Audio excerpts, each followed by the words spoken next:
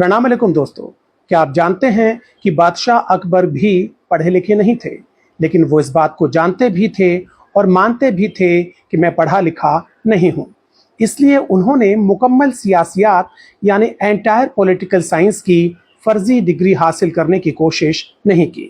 चूंकि बादशाह को अपनी लिमिटेशंस पता थी, इसलिए वो पढ़ाई लिखाई, साइंस, टेक्नोलॉजी इन सब मामलात में अपना मुंह बंद रखते थे।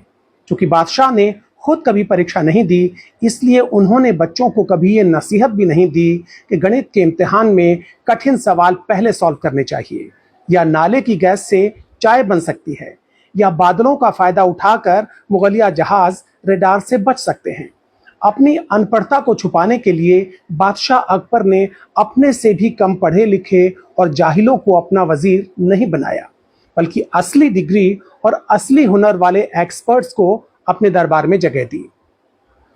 इनमें से 9 सुपर एक्सपर्ट्स को नवरत्न कहा जाता था। ये नवरत्न चूंकि एक्सपर्ट्स थे, इसलिए बादशाह इनसे सलाह लेते थे, सलाह देते नहीं थे, और देते भी तो नवरत्न फालतू की सलाह को एक्स्ट्रा टू ए बी मानकर इग्नोर कर देते थे। दूसरी बात अकबर बादशाह में ये खास थी कि वो सही आदमी से सही काम लेते थे।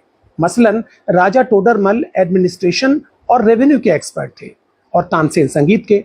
तो अकबर बादशाह ने कभी तानसेन से ये नहीं कहा कि आप रेवेन्यू संभालिए, राजा टोडरमल गीत गाएंगे। कहने का मतलब ये कि बादशाह अकबर ने हिस्ट्री में एमए करने वाले को रिजर्व बैंक का गवर्नर नहीं बनाया। दूसरी बात, बादशाह अकबर की कैबिनेट में सभी की जिम्मेदारियां तय थीं और जवाबदेही भी। ये नहीं कि रेल का मामला हो तो खेल मंत्री जवाब दें, खेल के मामले में तेल मंत्री बोलें, तेल के मामले में जेल मंत्री बयान दें। बादशाह अकबर के मंत्री अपना अपना काम किया करते थे, खो खो का खेल नहीं खेलते थे। बहरहाल बादशाह अकबर ने सड़कें बनवाई, शानदार इमारतें बनवाई, सराय बनवाई, बहुत कुछ बनवाया, लेकिन जीते जी अपने नाम से जलालुद्दीन मोहम्मद अकबर स्टेडियम नहीं बनवाया। उन्होंने कभी अपनी नाकामी का ठीकरा अपने बाप हुमायूं के सर पे नहीं फोड़ा। अच्छा, अकबर के दरबार में हमारे एक पूर्वज व्यंग्यकार यानी सैटारिस्ट भी थे, आप जानते हैं, उनका नाम था बीरबल।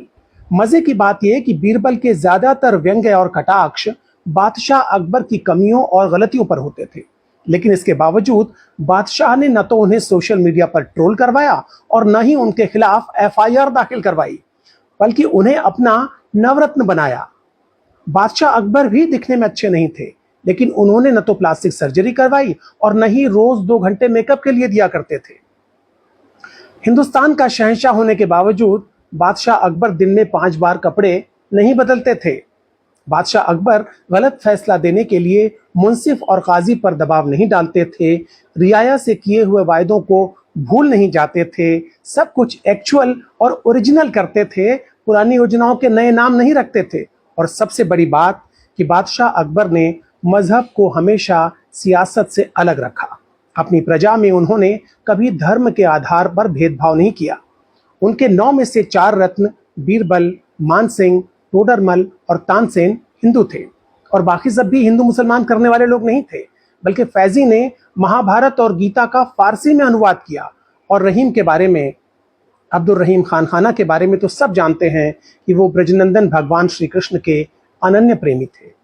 तो इस तरह बादशाह अकबर ने साबित किया कि राजा अनपढ़ होते हुए भी महान हो सकता है, बशर्ते उसका दिल साफ हो और सोच बड़ी हो, बशर्ते राजा झूठा, मक्कार, धोखेबाज और नफरती न हो।